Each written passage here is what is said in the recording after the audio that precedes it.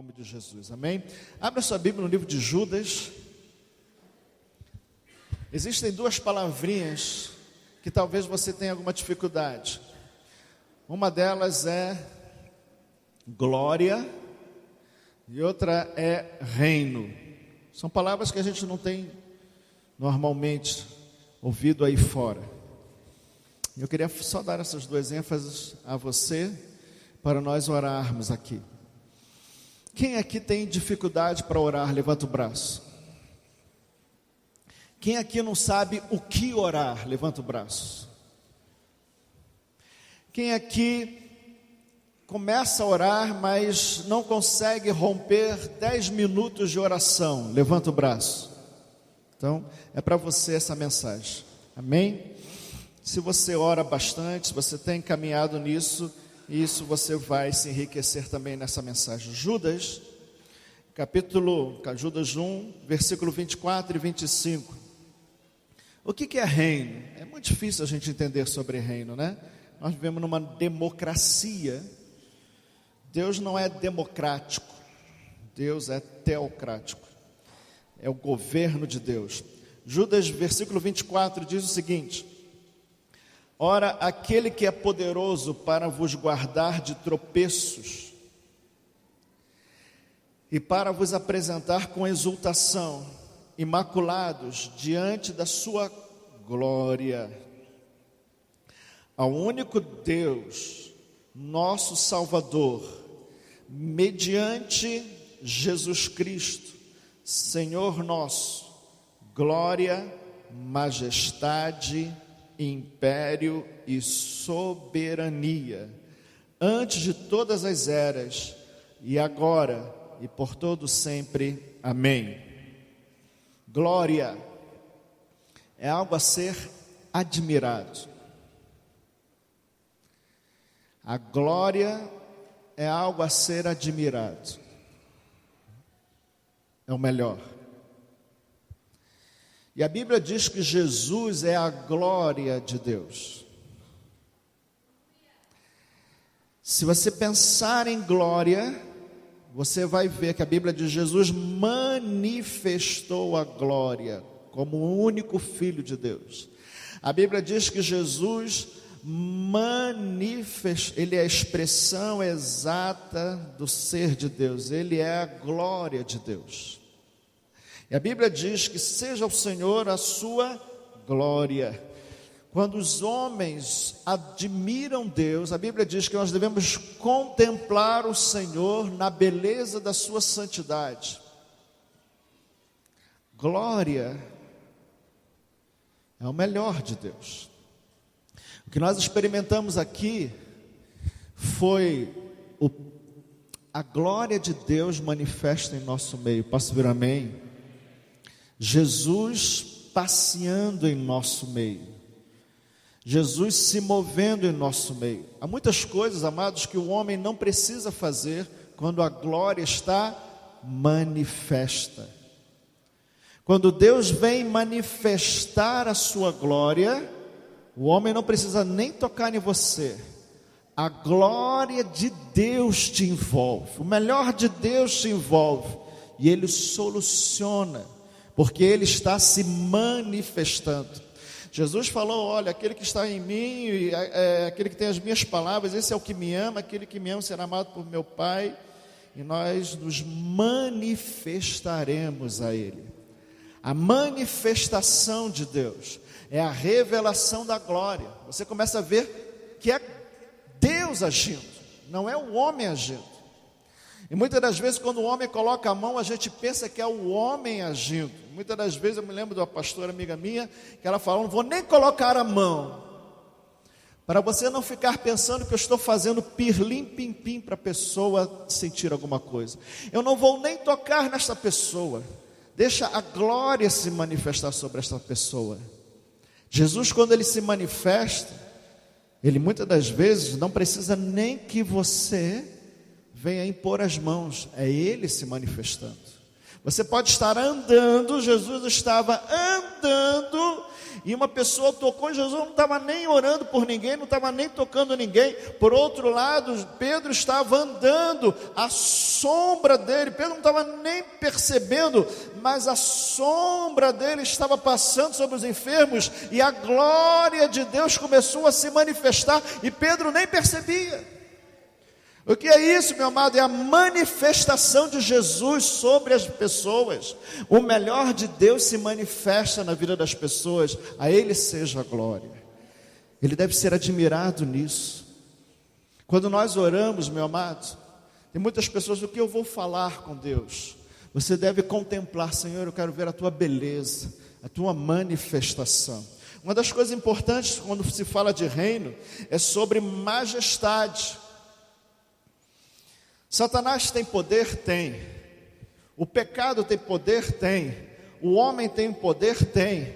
Mas quando nós falamos em majestade, nós falamos de uma grandeza superior, uma grandeza suprema, que está acima de todos os outros poderes. Quando nós começamos a orar, Senhor, venha o Teu reino, venha o Teu reino, você deve entender que você está chamando um reino que é superior a qualquer outro reino. Aonde ele vem, aonde o reino se manifesta, todos os outros reinos, eles são apagados, porque há uma manifestação da majestade do reino de Deus. Uma outra coisa interessante que nós vemos quando oramos sobre o reino, é sobre império, é território. Império é onde Deus manda.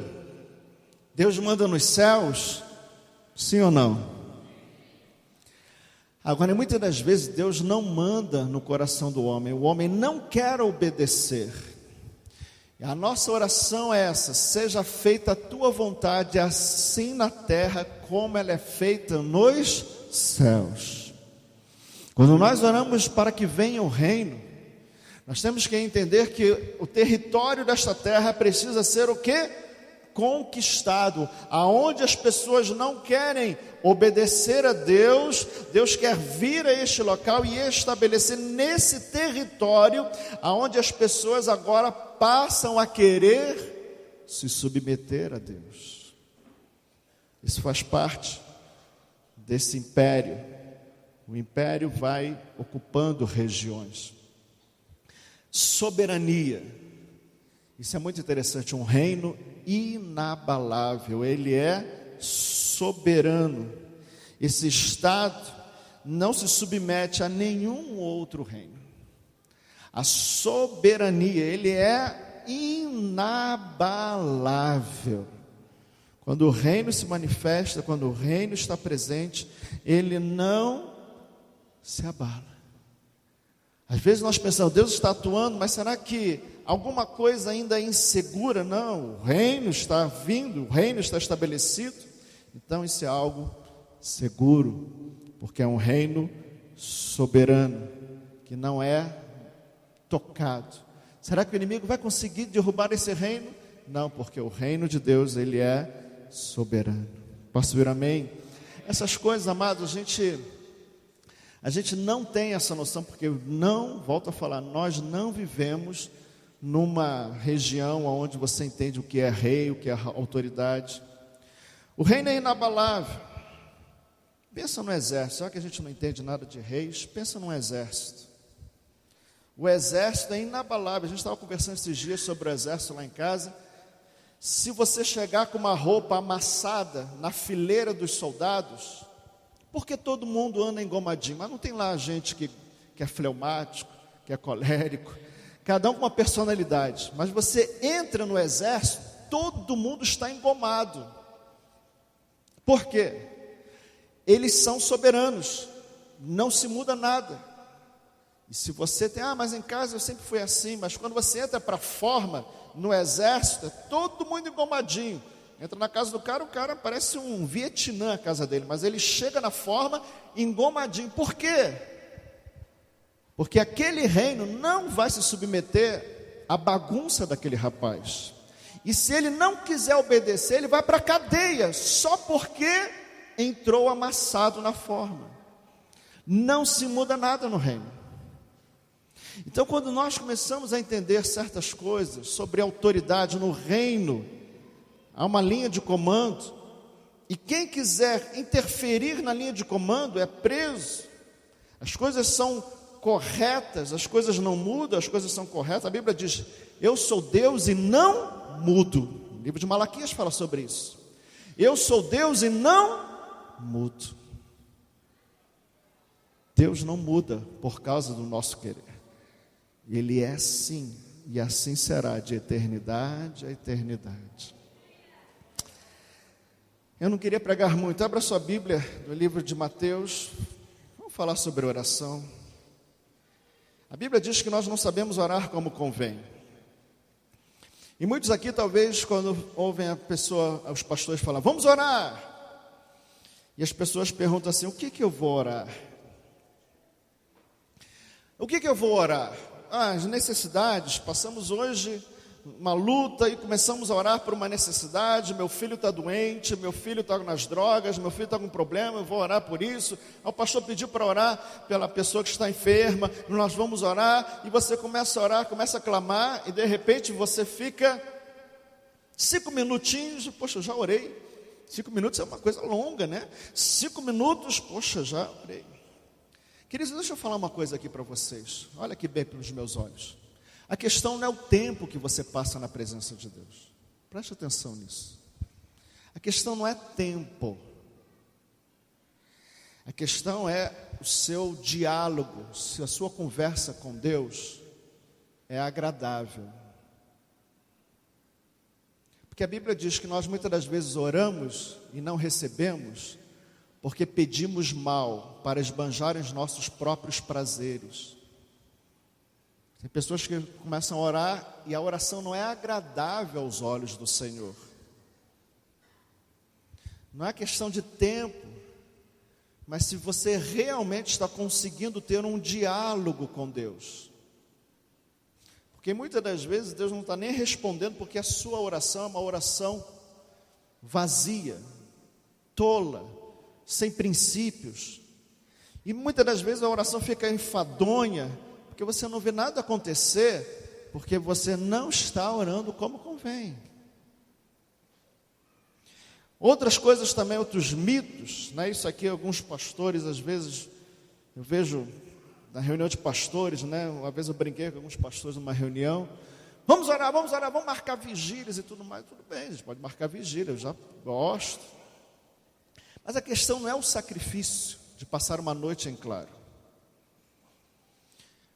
Quando eu falo de jejum, por exemplo, as pessoas falam, jejum é um sacrifício que a gente oferece. Eu não sinto peso para fazer jejum. Porque jejum para mim é um prazer. Não é um peso. Existe um momento que nós estamos pesados, porque nós não queremos, e o nosso corpo quer comer. Mas Jesus, quando falou de jejum, ele chegou a um nível tão interessante, que ele disse assim, o dia que eu for tirado da terra, nesses dias vocês vão jejuar. Porque nós jejuamos por saudades de Deus. Não sei se vocês estão entendendo o que eu estou falando aqui. Preste atenção no que eu estou falando. Eu deixo de comer porque eu tenho saudade de Deus. Eu deixo de dormir porque eu tenho saudade de Deus. Não é peso para mim eu passar uma noite inteira acordado orando, porque eu tenho saudade de Deus. E se o meu dia é atribulado, meu dia é cansativo, eu tenho que atender tenho que correr para o lado, tenho que pagar a conta, tenho que cuidar de filho, tenho que fazer isso, fazer aquilo outro, mas eu estou com saudade de Deus, o que eu faço? Eu passo a noite, e claro, não é um peso para mim. Então cuidado, amados, com esse conceito. Você não faz sacrifício. Não é um sacrifício, amados. A questão não é o sacrifício. Nós devemos orar como convém. E como é que como convém? A gente tem que ouvir o mestre dos mestres, Jesus Cristo. Ele nos ensinou a orar. E o mestre dos mestres, eu trabalhei 3 conceitos, eu posso colocar um quarto. Na oração que ele nos ensinou, ele nos mostra como nós devemos falar com Deus a respeito da nossa relação com Ele, Deus. Ponto 1. A sua relação com Deus, meu amado, você pode passar 10, 15, 20, meia hora falando da sua relação com Deus. Ponto 1. A sua vida com Deus. Nessa oração que o mestre nos ensinou, ele falou também a respeito da minha relação comigo mesmo. Você pode passar 10, 15, 20, meia hora falando das tuas tentações com Deus, da sua santidade com Deus, de como está a sua vida em linha com a vontade de Deus. Mas nessa relação, nessa oração que o mestre nos falou a respeito de orar como convém, ele também nos mostra que nós podemos passar um tempo de oração falando a respeito do meu próximo. Como eu tenho desenvolvido estratégias para evangelizar o meu próximo, para levar o meu próximo a Cristo, para levar o meu próximo para dentro do reino de Deus, para trazer o meu próximo para um encontro com o Senhor.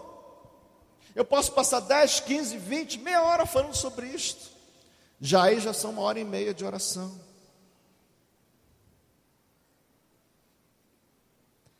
Entenda isso, queridos. Às vezes as nossas orações são curtinhas, porque a gente não tem assunto. Acha que não tem assunto.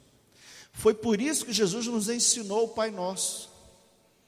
Para que numa simples, e não fazer disso, amados, porque Pai Nosso a gente faz até cântico, eu estava até falando com a Elizabeth, né? Tem cânticos lindíssimos a respeito dessa oração Pai Nosso. Se coloca até no quadro a oração do Pai Nosso. Na Igreja Católica isso aí é rezado 24 horas. Nós fazemos poesia do Pai Nosso. Mas, meu amado, todo esse conhecimento do Pai Nosso é intelectual. Porque, meu amado, não tem como você ficar falando só de oração, você tem que orar. Às vezes eu vejo as pessoas, não, realmente a gente tem que orar, e a pessoa não vai orar. Ela sabe que tem que orar, ela concorda com os pastores, nós temos que orar, mas ela não vai orar. A oração nos edifica. A oração edifica aqueles que oram. O que é orar, meu amado? É falar com Deus. O que eu vou falar com Deus? Nós vamos ver isso agora. Abra sua Bíblia no livro de Mateus, capítulo 6, versículo 9. Eu não quero aqui lançar nenhum peso, mas eu quero ajudar você a entender que você pode ter mais assuntos para falar com Deus. Eu não falei de um quarto ponto aqui, não é? O quarto ponto aqui, queridos, são as nossas petições. O Pai Nosso também fala de petições. Amados, às vezes nós passamos o tempo todo pedindo as nossas petições, mas isso não é um único assunto da oração. Então nós vemos aqui 4 aspectos. Se você gastar 10 minutos para cada aspecto, você terá pelo menos 40 minutos de oração. Pelo menos 40 minutos. Pelo menos 40 minutos na presença de Deus. E, meu amado, a Bíblia diz, vale mais um dia na presença do Senhor do que 1000 aí fora, na casa do Senhor, né? Olha o que diz a palavra do Senhor. A minha relação com Deus diz assim: Pai nosso que estás nos céus. Verso 9, Mateus 6, 9. Pai nosso que estás nos céus, santificado seja o teu nome, venha o teu reino, faça-se a tua vontade, assim na terra como nos céus. O primeiro aspecto é a sua relação com Deus. Ele começa a mostrar que estás nos céus, porque Deus é Deus, porque Deus é Deus, porque Deus, Ele é superior a nós, Ele é um ser superior, e Ele é tão superior que Ele nos criou. Ele é tão superior que Ele é o dono da vida. Ele é tão superior que Ele dá a vida e Ele tira a vida. Ele é tão superior que ninguém consegue resistir a Ele. Então, quando Jesus ensina, estás nos céus, estás nas regiões superiores, o Senhor está em locais que estão além da nossa capacidade de chegar. O homem tenta lançar foguete para a Lua, para o Marte, para Júpiter, e ele nunca vai conseguir chegar nas regiões celestiais. Ele é Deus. Paulo falou que a criatura não queira resistir ao seu Criador. Como é que a criatura vai querer mudar o seu Criador? Tu estás nos céus. Amados, essa admiração aos céus, essa admiração à superioridade, essa admiração, a Bíblia diz que os homens ficaram olhando, os anjos olhavam o Senhor na sua glória, e os anjos diziam, santo tu és, eles admiravam. Amados, às vezes eu fico na minha casa orando, e só dizendo sobre, tu és santo. Tu és grande, Tu és maravilhoso. Eu fico admirando Deus. Mas você não está vendo nada, pastor. Eu vejo pelos olhos do entendimento que a palavra de Deus me dá, de quem é Deus. Quando a palavra de Deus me dá entendimento de quem é Deus, eu fico admirando, Senhor, Tu és assim, Tu és bom. Essa admiração é uma oração. Você está numa fase de contemplar, de olhar para o Senhor, de levantar os seus olhos. A Bíblia diz, levantai os olhos para os montes, de onde me virá o socorro? Meu socorro vem do Senhor. Mas ele está falando de levantar os olhos, de você olhar para o Senhor, de você ver quem é Deus. Os nossos olhos muitas das vezes estão cabisbaixos, entristecidos pelas nossas lutas, pelas nossas derrotas, e nós muitas das vezes não estamos contemplando, e nós ficamos falando, Senhor, me ajuda, me ajuda, me ajuda, e nós muitas das vezes não vemos a grandeza de Deus.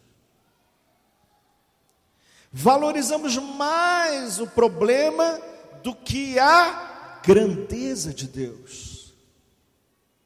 Isso é muito bonito, esse discurso aqui é muito bonito, mas eu não quero que você fique ouvindo o discurso, eu quero que você contemple Deus, que você olhe para Deus. Santificado seja o teu nome. Amados, isso faz parte da sua relação com Deus. O teu desejo é que o nome de Deus não seja mais ridicularizado no Brasil. O teu desejo é que as pessoas possam pensar em Jesus Cristo com temor e não ficam fazendo graças de Jesus como sendo um fraco, uma pessoa que foi derrotada na cruz, uma pessoa ridícula, uma pessoa inventada pelos homens. Quando a Bíblia diz santificado seja o teu nome, significa o quê? Quando as pessoas pensarem, elas vão colocar a mão na boca e pensar 2 vezes antes de citar o seu nome. Isso tem que ser um desejo nosso, tem que ser uma oração nossa. Senhor, santifica o Teu nome na terra. Senhor, eu quero santificar o Teu nome na terra. Senhor, eu quero ser um instrumento para que o Teu nome seja honrado na terra. Sabe, isso é uma oração. O que faz alguém ser um missionário, o que faz alguém se lançar, abrir mão de tanta coisa, porque ele assume essa missão de glorificar a Deus, glorificar o nome dEle, em toda e qualquer circunstância. Você se dá pela causa do Senhor, para que o nome dEle seja reconhecido em locais aonde ninguém quer ouvir o nome de Jesus.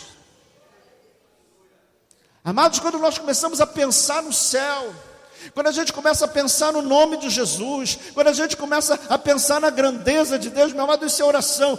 Deus começa a te edificar. Deus começa a colocar dentro do teu coração visões a respeito da santidade do nome dEle, visões a respeito da grandeza dEle. Amados, Deus começa a te dar sonhos, Deus até te arrebata. Eu me lembro da minha mãe um dia que foi arrebatada, meu amado. Você sabe o que é isso? Só talvez algumas pessoas aqui sabem. Ela falou: Evandro, eu fui para locais que eu não consigo nem falar. Minha mãe era uma mulher de oração. E Deus a tomou. Quando a Bíblia fala que a oração edifica, meu amado, Ele está dizendo isso. Você está se envolvendo com assuntos que envolvem o interesse de Deus. E Deus começa a olhar para você: filho, você está preocupado com isso? Vem cá que eu vou te mostrar coisas maiores. Vem cá que eu vou te edificar. Vem cá que eu vou te revelar. Eu vou abrir meu coração para você, meu filho. Eu vou falar coisas que ninguém quer ouvir. Mas você quer, eu vou te dar. Eu vou te dar coisas, porque você está falando comigo, porque você está me buscando, porque você quer que o meu nome seja santificado. Oh, meu amado, a oração edifica, a oração edifica, a oração nunca é um fardo. A oração, meu amado, é quando você tem um encontro com Jesus. Meu Deus, não adianta eu falar essas coisas, você tem que orar. Você tem que ir para os seus aposentos de oração. Não dá vontade nem de pregar, dá vontade de a gente se levantar e orar agora. Mas eu preciso dar pelo menos 4 motivos para você orar, porque estão expressos no Pai Nosso. Eu estou apenas falando do primeiro motivo para você orar. A sua relação com Deus. Não é a sua relação com o seu pecado, não é a sua relação com o seu marido, não é a relação com seus filhos, não é a relação com a sua dívida, é a sua vida com Deus. É o primeiro ponto, meu amado. Isso às vezes me custou horas de oração. E eu falava: eu não quero sair daqui, Deus. É muito bom estar na presença de Deus. Muito bom.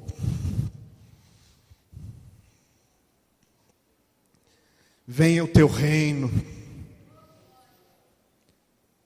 faça-se a tua vontade, assim na terra como nos céus. Quando a gente começa a falar do reino de Deus, como eu falei dos 4 pontos: soberania, majestade, glória, supremacia.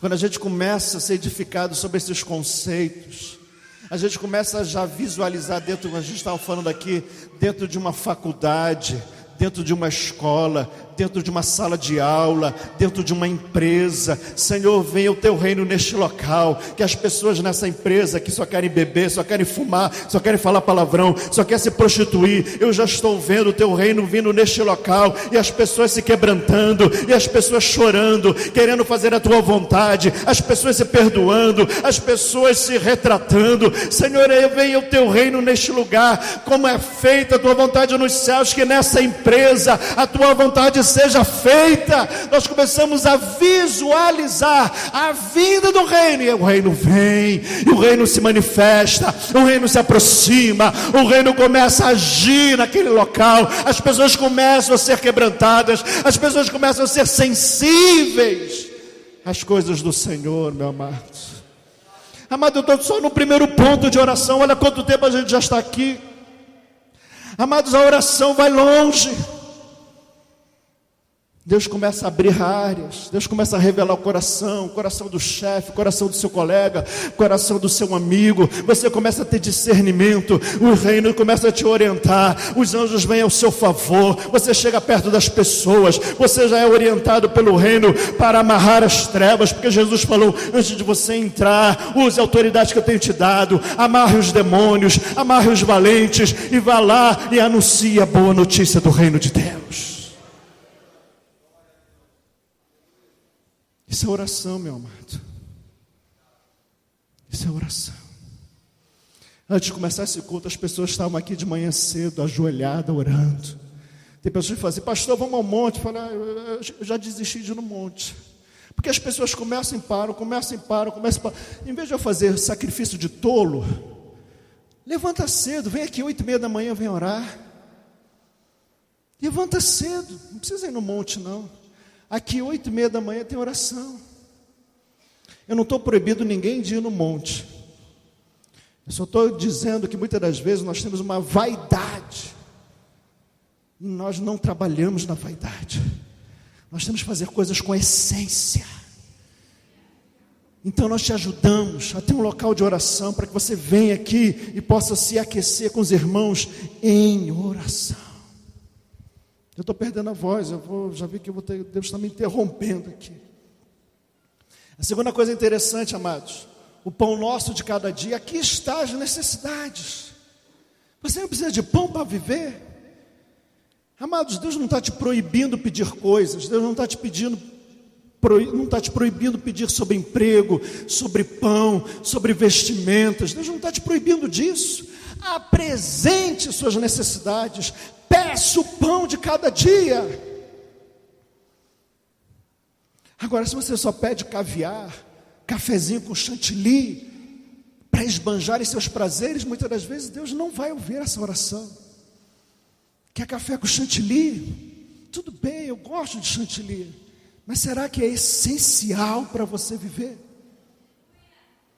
Será que é essencial você pedir a Deus um celular de 3.000 reais? Será que é essencial? Você gasta tanto tempo pedindo um celular de 3.000 reais e não ora por nenhum irmão da igreja que está doente dentro da igreja? Será que isso, Deus se agrada desse tipo de oração? Peça o pão de cada dia. Apresente as verdadeiras necessidades.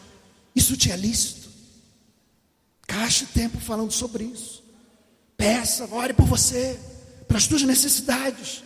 Isso faz parte. Estava falando com o irmão aqui, Põe Augusto ensinou. Ele pediu uma bicicleta para evangelizar. E Deus perguntou, que tipo? Mas que tipo? Que tipo de bicicleta, Põe Augusto, que você quer? Qualquer uma. Não, qualquer uma não tem. Qual é a bicicleta que você quer? Aí ele falou, não, quero assim, uma bicicleta para andar em alguns locais. E ele detalhou a bicicleta. E Deus deu a bicicleta exata que ele queria. Porque Deus, ele é detalhista. E ele quer provar que ele está ali no meio da tua oração. Ele é detalhista, meu amado. Ele tem prazer de se revelar. Ele tem prazer de mostrar que é Ele que está te dando, não é o homem, não é o teu dinheiro, não é a força do teu braço, mas é a força de Deus.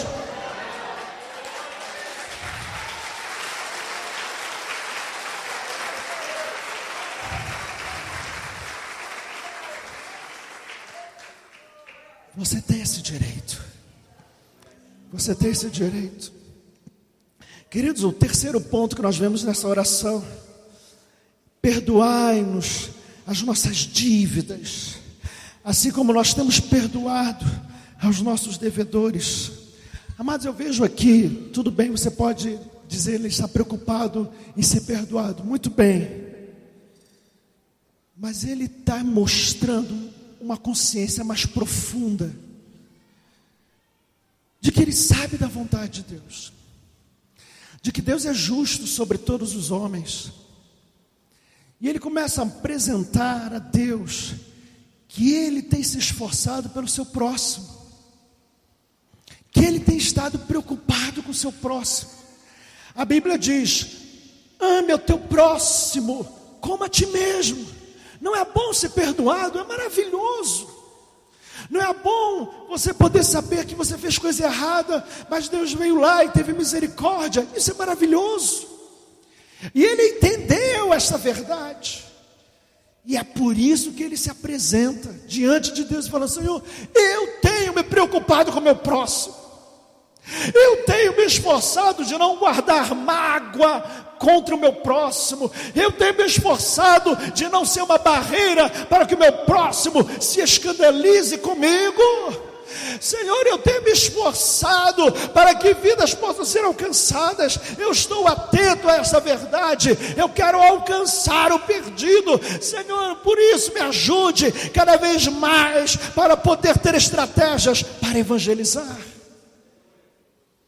Amados, ele está envolvido numa realidade da preocupação com as almas perdidas. Por isso ele libera perdão para as pessoas. Meu amado, eu tenho razão de ficar com ódio dessa pessoa, mas eu não quero que ela se perca, por isso eu libero perdão.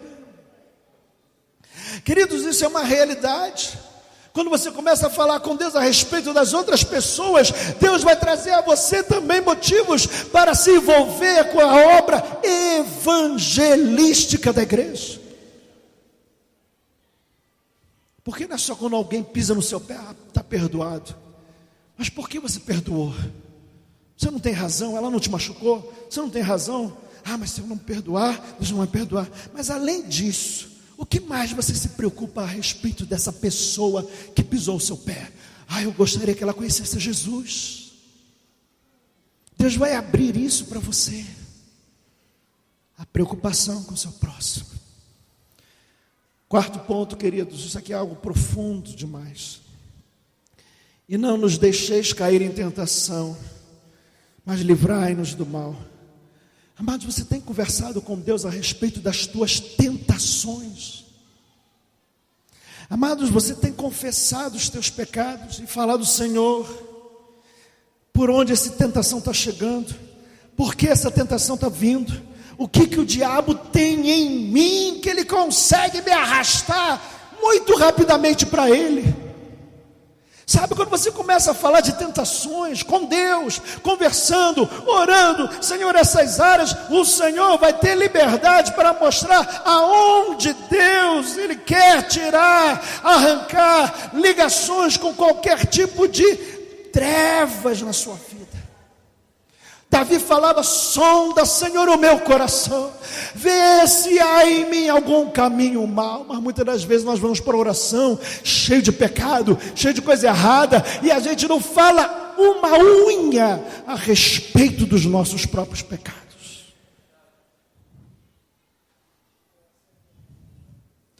Esse tipo de oração, meu amado, vai levar às vezes 10, 15, 20 minutos. Você precisa deixar Deus sondar o seu coração.